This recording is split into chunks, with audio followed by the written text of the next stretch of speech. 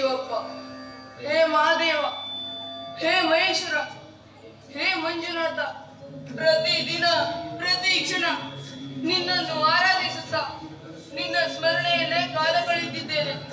ನನ್ನ ಜ್ಞಾನ ದೃಷ್ಟಿ, ದಿವ್ಯ ದೃಷ್ಟಿ ಹಾಗೂ ಪರಮಾ ದೃಷ್ಟಿಯನ್ನು ಜಾಗೃತಗೊಳಿಸುವವನೇ ನೀನು ತಂದೆ. ನೀನು ಶಿವಭಕ್ತ ಅಜೇಂದ್ರನ ಕೂಗು ನಿನಗೆ ಕೇಳಿಸುತ್ತಿಲ್ಲವೇ?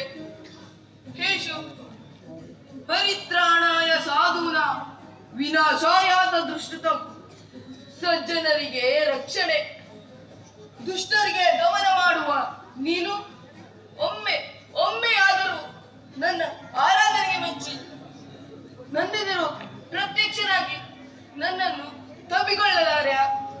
ಹೇಳು ಶಿವಪ್ಪ, ಹೇಳು.